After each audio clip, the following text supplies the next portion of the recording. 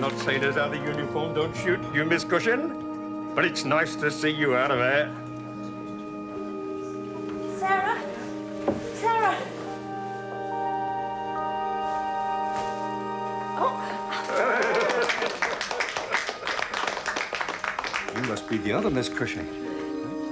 Isn't this a snappy day then, eh? For all three of you? Yes, yes, it is. Of course it is.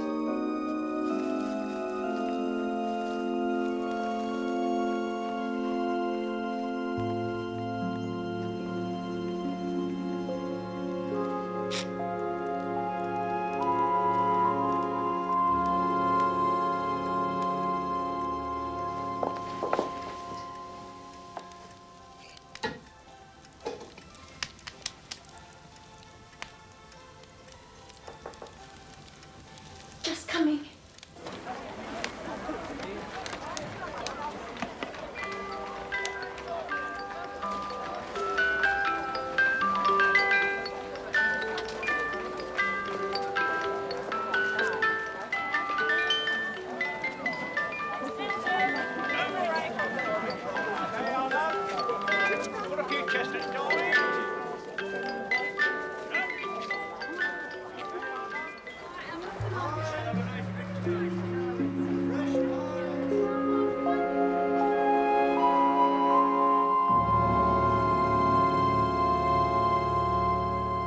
Body snatchers strike in North London.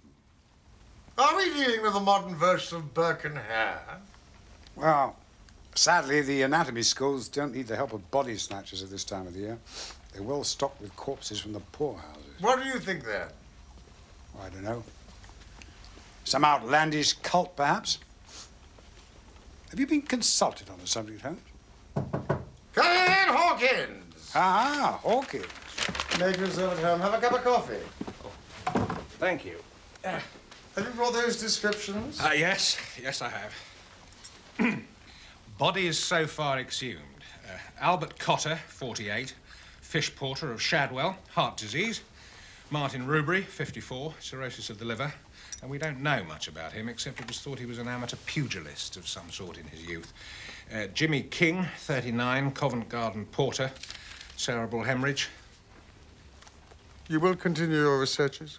If you say so, Mr. Holmes. I do say so. And keep your eye on the premises of a certain Murdoch Gull. Yes? Murdoch, do you think? He's the fence for anything out of the ordinary. He could be our man. One more thing, Mr. Holmes. The men and I would be very honoured if you'd drop by Christmas Eve. We try to get a bit festive at Christmas, and we like to invite a few guests. Christmas.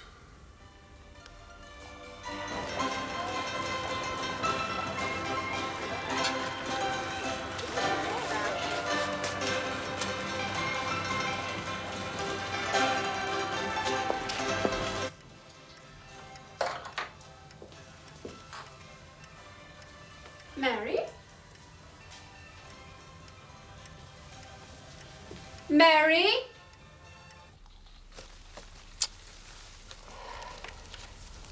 There.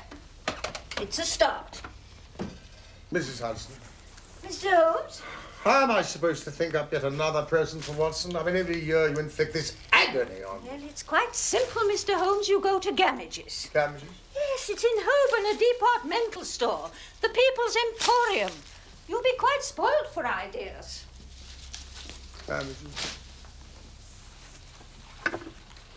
Mrs. Hudson! How dare you take my aspidestra?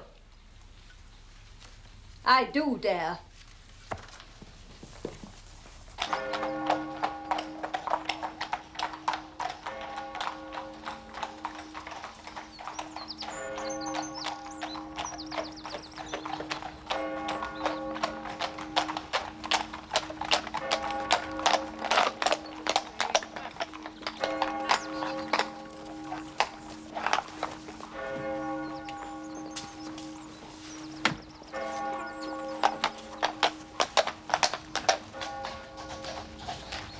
Afternoon, Miss Cushing. Season's greetings, eh? Good afternoon, Wilkinson. It looks like we're in for a bit more snow before long. I do hope not.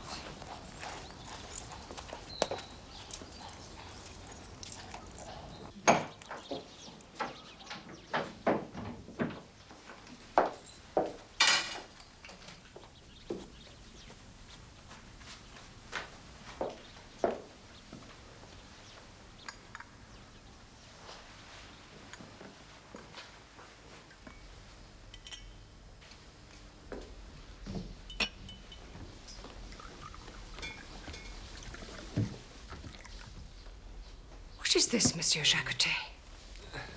Madame Suzanne, Our arrangement is that you may sit by the parlor fire after dinner.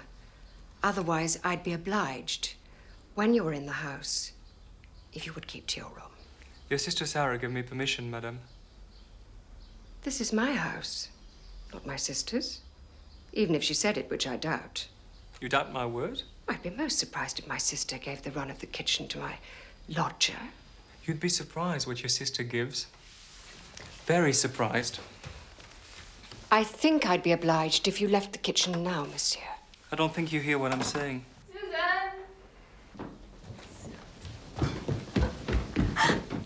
Marcel. Oh, Susan, it has worked. They've made me warden at the mission. Now you ask her what she gave me. Did you give Monsieur Jacotet permission to help himself in here, in the kitchen? I believe I did once. I didn't realize it. Ask her. What do you mean? What's going on? Ask her. You English are such hypocrites. Now you tell her what you gave me. What? What is all this about? Will someone please tell me what's going...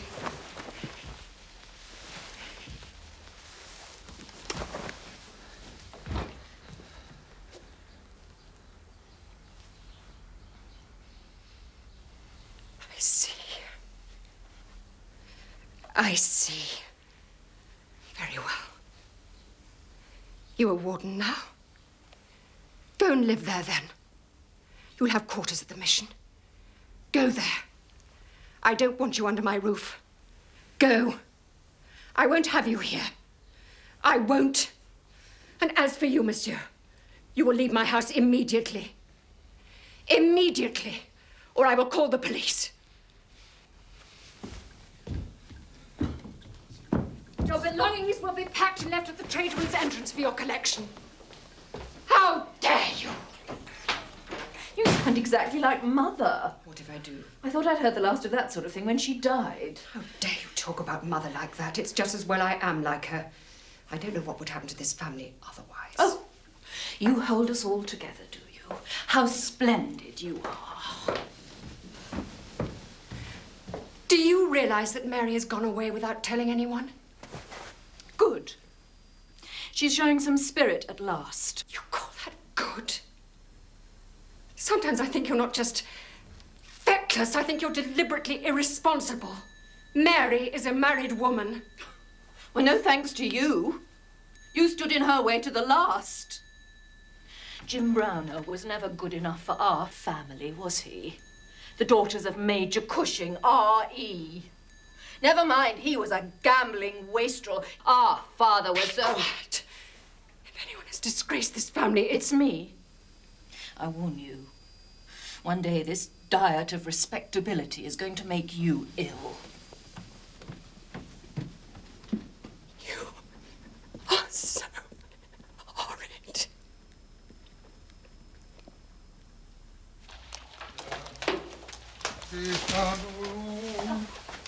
Ah, dear Mrs. Hanson. Mr. Holmes, Yes. oh, the doctor has someone with him, a Miss Susan Cushing. Oh, then will you please? This is...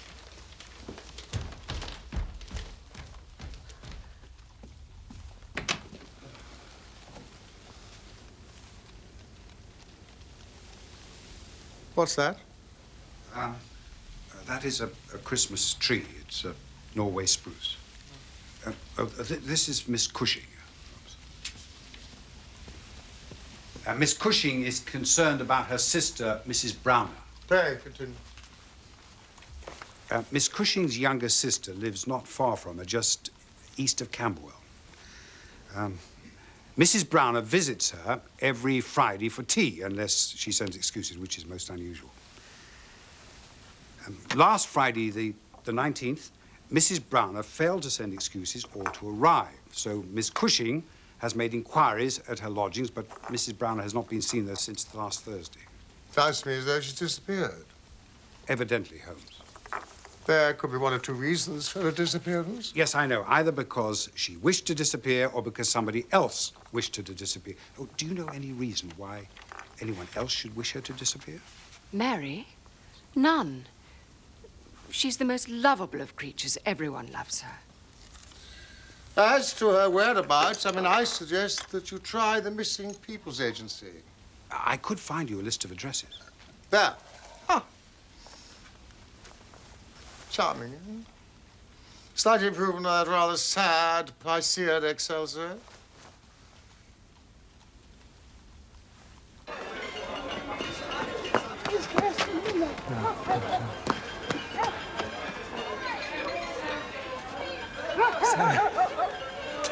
Sarah. What possessed you? You've wrecked it all. The waiting possessed me. You drive me mad, Sarah. Sometimes I think I'm possessed. Where are you now?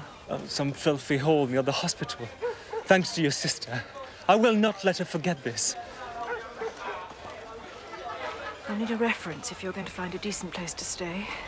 Are you going to Belgium still for Christmas? Yes, my uncle near our stand.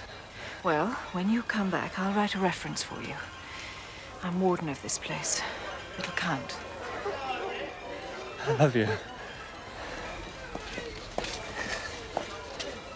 Come to me after Christmas.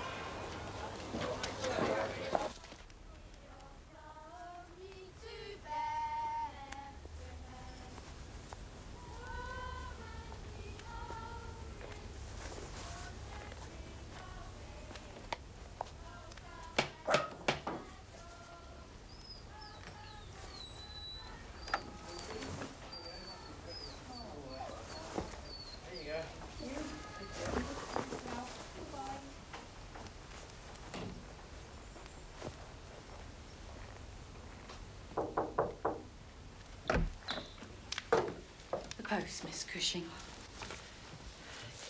Shall I put the parcels under the tree? Yes, please.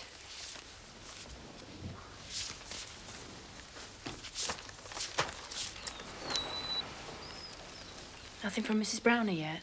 Nothing as yet, no. Did Sugden's include the Madeira in their delivery today? Yes, Miss Cushing. Everything's ready for this evening. Thank you.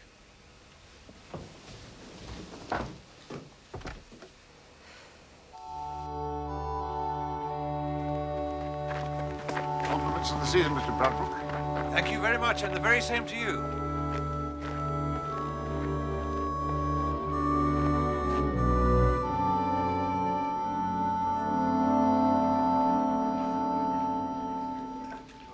Miss Cushing. I say, Miss Cushing. Sorry. Mr. Bradbrook.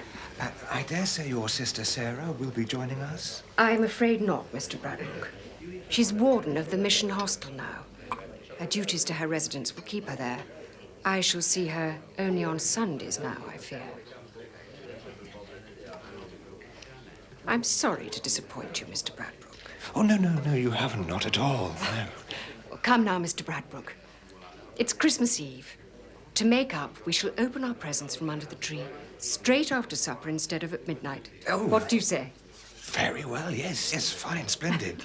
Let's do that. Oh, Gladstone will be pleased at least. There's a treat somewhere for him.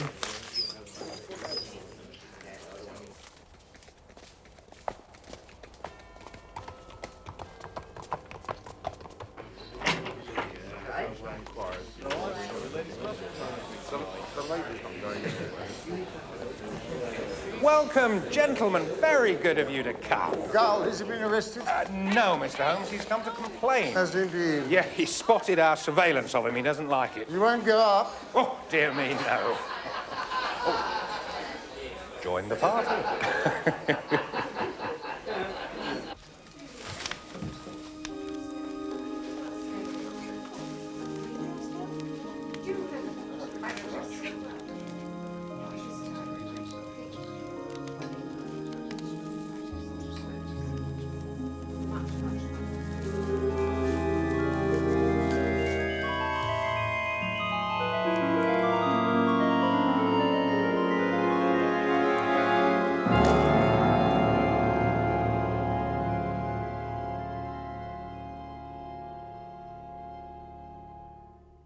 Come on. Yes! Come in! Oh, my dear fellow, you're wearing it. Well, I had to try it. What's so good about it is it stretches forward over the handlebars if you need it. Where on earth did you find it? Damages, People's Emporium. Thank you. Hi, magnificent. Hawkins, so do come in, dear fellow. Please, sit down. What is the news of the grave robberies? The Camberwell force have been onto me. An incident down there. They were wondering if it had any connection. I don't think it does myself, but I'd value your opinion, Mr. Holmes. We need to get this nasty little joke solved and out of the way. Joke? Respectable lady, in company, opening her parcels, Christmas Eve. One of them's a bit odd. It's full of salt. She empties out the salt. What's in it? 2 freshly severed human ears. We think it was a medical student. She had a medical student as a lodger. Post-mortem anatomy can make certain individuals thoroughly callous. Well, she threw him out just before Christmas. Bit of a row, apparently. Anyway, knowing your methods, Mr. Holmes, I've had the ears left quite untouched at the lady's house, which is... Yes, here it is. Trafalgar Villa, Camberwell, a Miss Susan Cushing.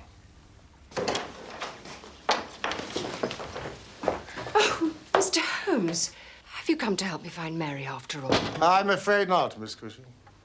The inspector has asked me here to look into that other unfortunate business. Oh, that. Well, I won't have those things in the house, Mr. Hawkins. If you wish to see them, you must go to the conservatory. Have you arrested that wretched young man yet? Just a matter of time, Miss Cushing. Postmark Harwich. Now, this student fellow, Jacotay, was going home for Christmas to Ostend via Harwich. Yes, I agree with you. Harwich is persuasive. The writing is poor, uneducated. I know the medical profession is notorious for its illegibility, but this... read with a broad nib pen, very inferior ink.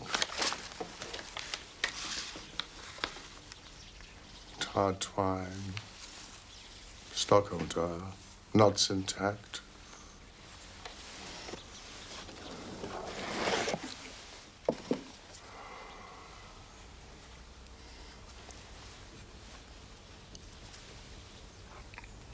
Rough salt. And embedded in it? These very singular enclosures. What do you think of it, Watson? A ring has been torn from this ear. They're not a pair. I suppose it would be rather easier for Jacotay to have abstracted ears from a dissecting room which were not actually a pair. To what purpose? I know, some kind of disgusting practical joke. Gentlemen, this is no practical joke. What first strikes you when you enter a dissecting room? Formaldehyde. Damn it, it should smell of formaldehyde. And it does not. This is no practical joke. This is a serious crime. Your sister, Miss Cushing. At last. Mary, Mary, quite contrary.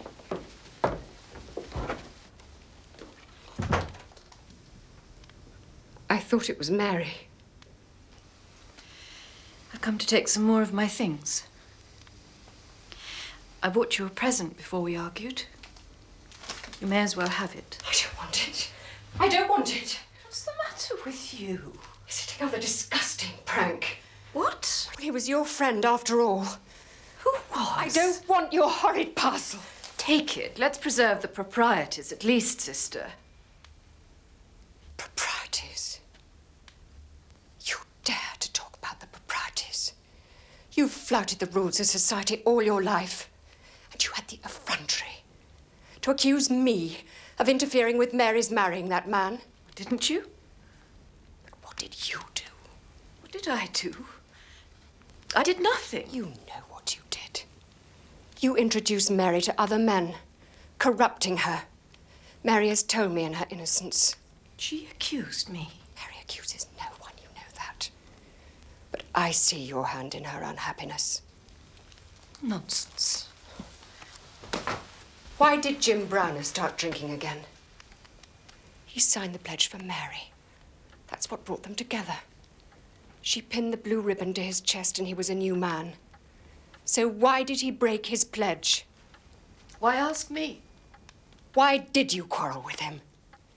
I never approved of Jim Browner, that's true. But he deserved better than being driven back to drink by your meddling.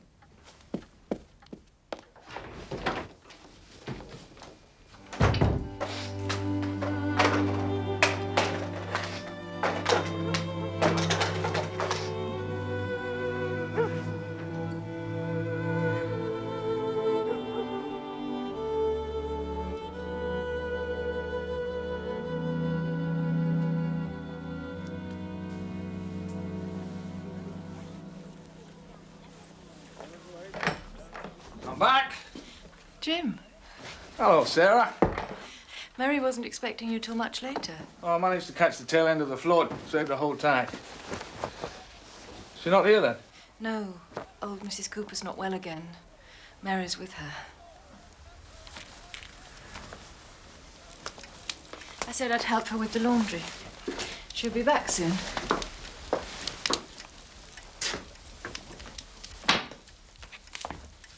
You help her a lot, don't you? That's nice.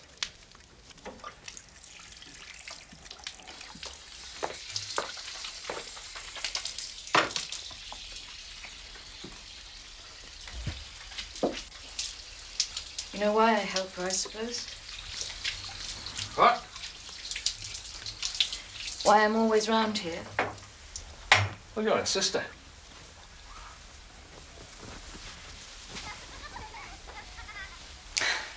Can't you be happy for 5 minutes without her, Jim? Here.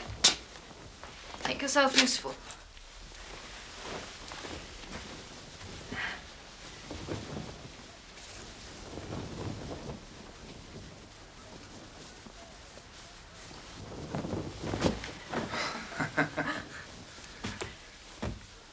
Drop the side, then. What? Will you drop this and bring it up the other side? What do you mean? Mary doesn't do that. There are plenty of things Mary doesn't do, I dare say. Look, I'll show you how to do it, shall I? Now. No, come on. You take this corner. Right. Now, you drop this. And you bring it up the other side. You do it yourself. That's not for me. I want no part of that. Pushing women's work at me. You keep that to yourself.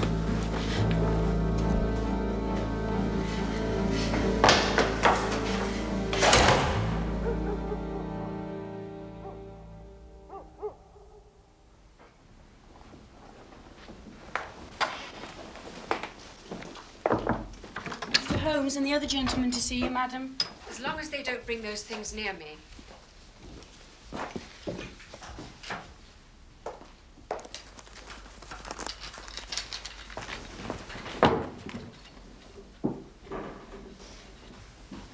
And where is he now?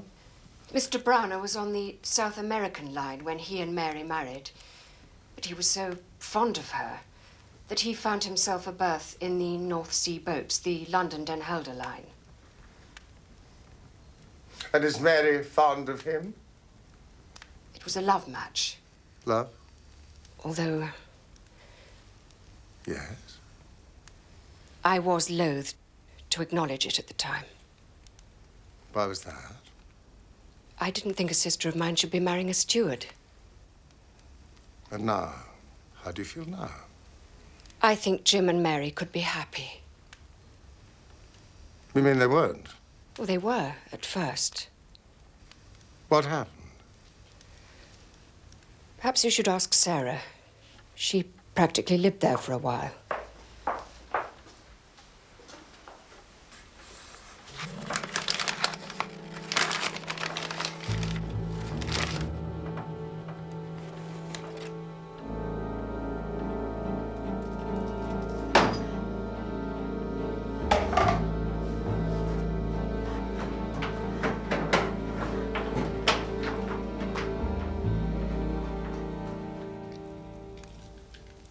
Which ship is Mr. Browner serving with at present? The May morning. She sailed on the 17th for Belgium and Holland. They were in Rotterdam over Christmas. The crews draw lots, and Jim was unlucky this year. Mary was to have spent Christmas with Sarah and me. And now Sarah, of course, is warden at the mission. Are you sad not to have her living with you still? Yes, I am. Well, to tell you the truth, Mr. Holmes, things are not well between us. You've quarreled? What about? It may have a bearing on what has happened to your sister, Mary. I know that. Of course it does. Do you think I don't know that? I blame her for everything. Sarah? Of course. Sarah. She spent far more time than was necessary at Mary's lodgings. Jim and Mary were just married, making their own life, making their own friends. Then Sarah introduced Alec Fairbairn to them. I know it was not generously done. Sarah seemed to want to shame Jim Browner. I don't know what Jim had done to Sarah, but she seemed to hate him. I believe that... You believe what? Ask her. Ask Sarah. She's here in the house collecting her things. Ask her if she did not mean Mary to go off with Alec Fairbairn. That is what she wanted. I know it.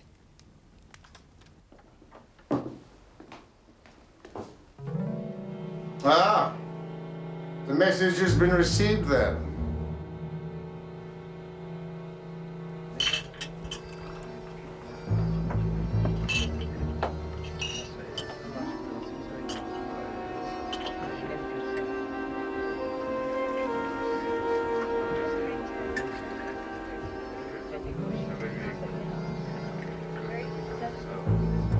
Café, monsieur?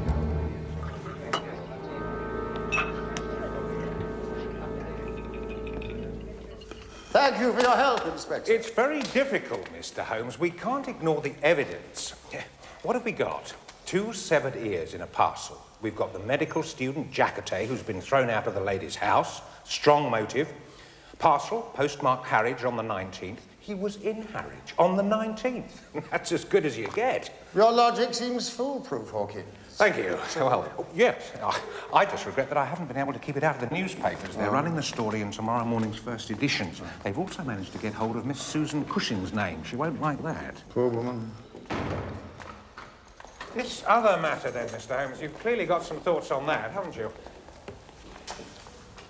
It is my belief that a member of Dr. Watson's profession, possibly of some distinction, has overstepped the mark. The corpses all belong to pugilists, amateur or otherwise.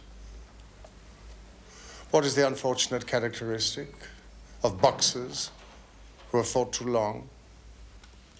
Well, there can be such scarring of the brain that they behave as if they're drunk. Slurred speech, loss of memory, and so on. They become punch drunk. Precisely. You mean somebody is studying the pathology of brain tissue? For all the best reasons, I dare say. And their passion for the subject has outrun their judgment. Sir Marcus Lanyon. I'll wager a month's salary on Sir Marcus. That's precisely his speciality. And he's impatient to a fault, ruthlessly impatient. There you have it, Inspector.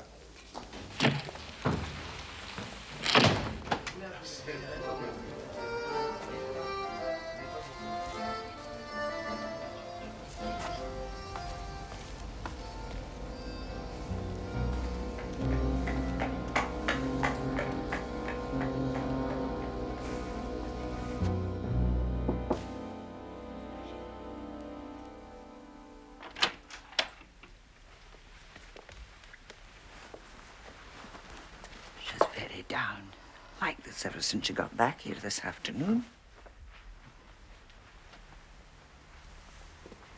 Miss Cushing, why did you quarrel with your brother-in-law, Mr. Browner? What? Who are you? What are you doing here? This is Sherlock Holmes. He is investigating the disappearance of your sister Mary. She's gone off with Alec Fairbairn, that's all. Why? She had become frightened of her husband. Why? Jim Browner was a drunkard. He offered her violence. He was beneath contempt. What is your explanation for the severed ears, Miss Cushing? You saw that cardboard box at your sister's house. Those severed ears were meant for you, were they not? The message was for you. You understood what they meant. Marcel Jacotet sent them. He told me he might do something. I didn't realize he'd do anything so disgusting.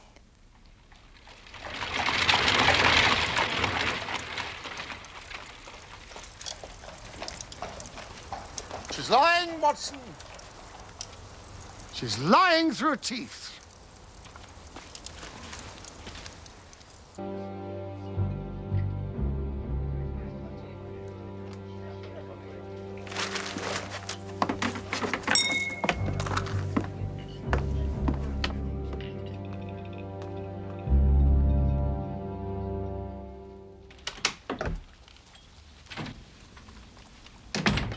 Gulls outside.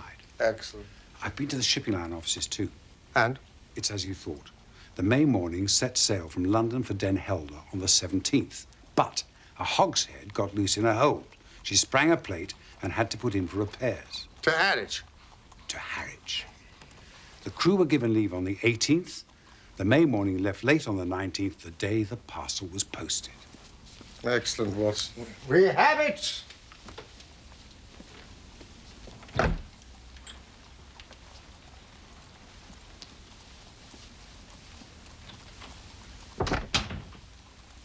Mr. Holmes? Mr. Gull. They have telegraphed. Jim Browner came off the ferry at Ramsgate at 7 o'clock this evening. Good. I knew I could rely on you. And I can rely on you, can I? Oh, you can? Does the name Sir Marcus Lanyon mean anything to you? It might. He will be warned off. And the orders from which you have been profiting will dry up. But so will the police interest in you. I'll be satisfied with that. We've acquired a bargain, Mr. Gull.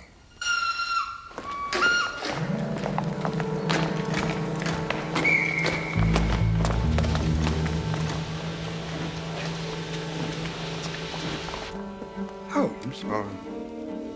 The knots on the parcel were a bowline and a sheet bed.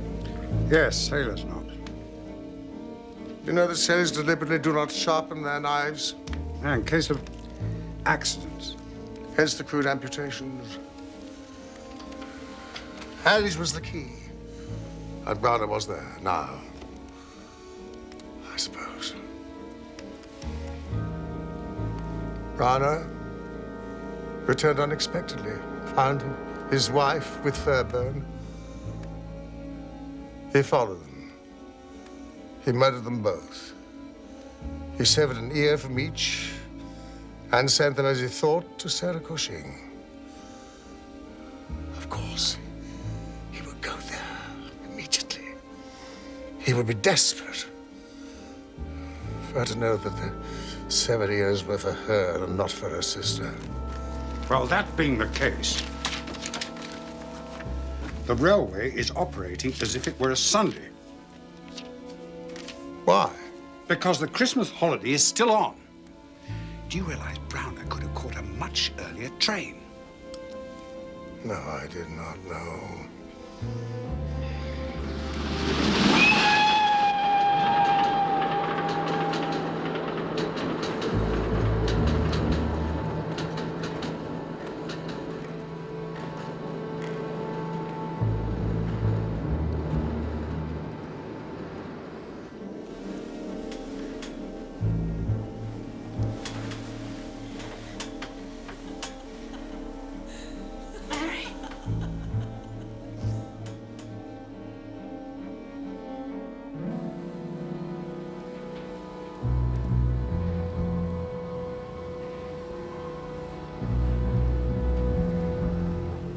What is this, Mr. Holmes? A unique experience for you, Inspector. You may apprehend a murderer before you have even acknowledged there has been a murder.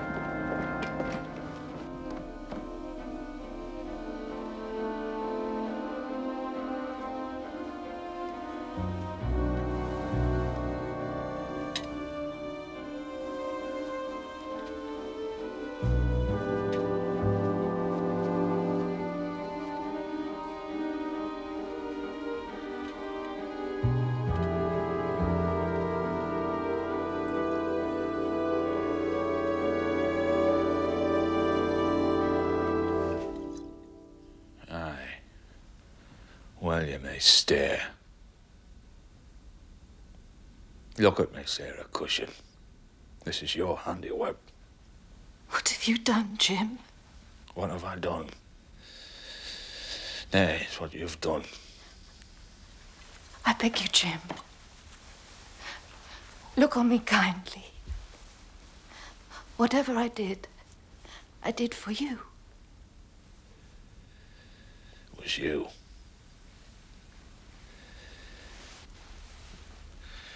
You poisoned her mind. I did it for you. They have arrested the lodger. I told them he did it. They suspect nothing of you, Jim. You can get away.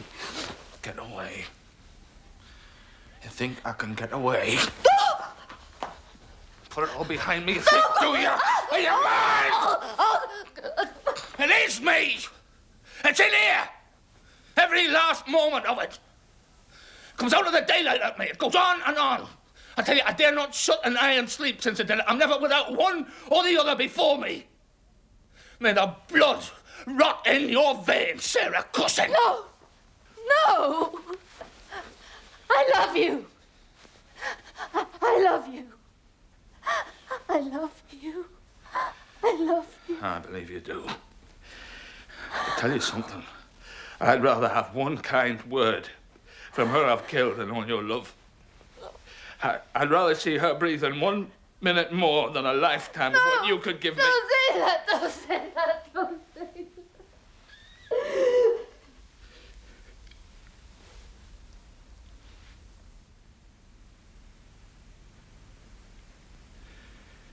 She loved me. That's the root of the business. But she knew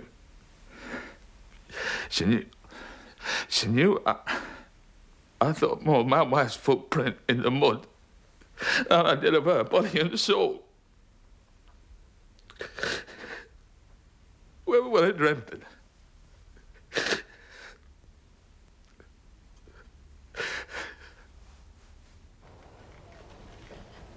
And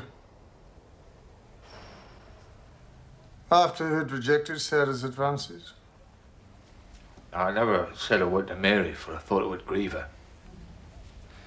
Then I began to see a change in Mary herself. My wife had always been so understanding. Now she was suspicious of everything I did. We began to row about nothing.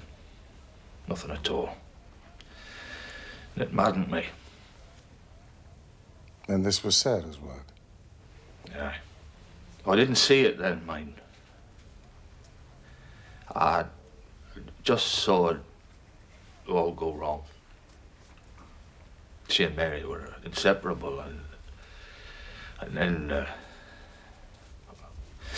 well, then I broke my blue ribbon and began drinking again. So Mary had some reason to be disgusted with me now. And then this Fairburn fella chipped in. He was a dashing, swaggering sort of a chap. Smart and curled, educated too, I reckon. He could talk, he could. Blind I was. It was a little thing put me onto him. I came into the parlour unexpected one day, and as I came in, I saw the light of welcome in my wife's eyes, but when she saw it was me, she turned away with a look of disappointment. There was no one but Alec Fairburn whose step she could mistake for mine. I tell you, from that moment on, my peace was gone. Sarah was in the kitchen. I went straight through and I told her that if Fairburn ever set foot in my place again, I'd send her his ears for a keepsake. I believe I could wish you had committed this deed of yours in France. They acknowledge the crime of passion there. You won't let them leave me alone, will you, sir? No. I won't. When I leave, I'll send an officer in. I don't like to be alone, see?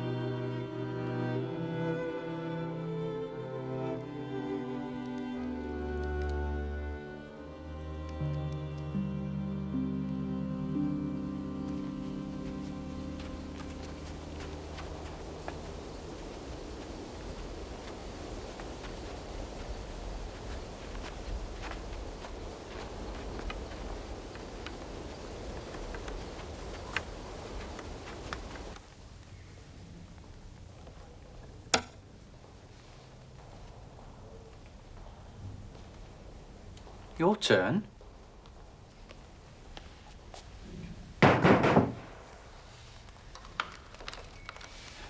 Won't be a minute.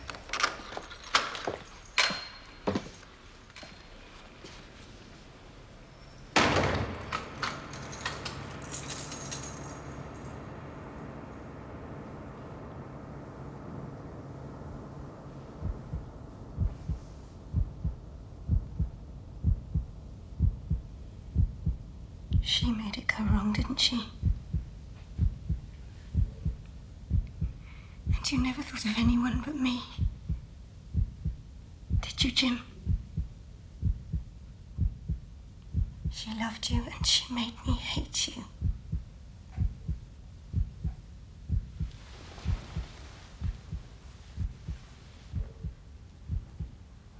There. It was as if you had a secret, you see. She made me think the worst. The secret was her loving me. You should have got rid of her from our lives, Jim. I know. But I thought it would hurt you. Look at this now. I was stupid. Blind as a beetle.